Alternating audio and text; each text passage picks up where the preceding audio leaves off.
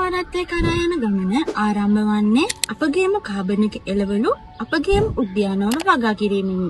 අපගේ රෝගීන්ට පරිභෝජනාශක සහ පෝෂක හානියකින් තොරව උපරිම පෝෂණ තත්ත්වයන් ලැබෙන බව අප සාතික කර සිටිමු.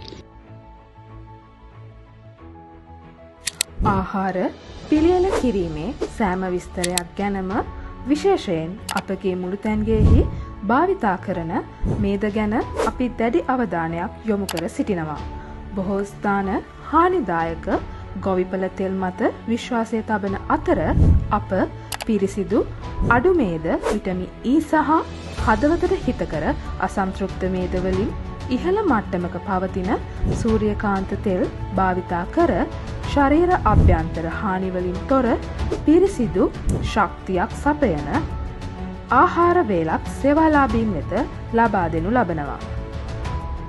මීට අමතරව පිරිසිදු පොල්තෙල් භාවිතයෙන්ද ආහාර පිළියෙල කර සේවාලාභීන් හට ලබා දෙන අතර වරක් භාවිත කළ තෙල් වර්ග නැවත නැවතත් ආහාර පිළියෙල කිරීම සඳහා භාවිතා නොකිරීම හේතුවෙන් සේවාලාභීන් හට පිරිසිදු පෝෂණීය ආහාර වේලක් ලබා දීමට අප සමත්ව සිටිමු.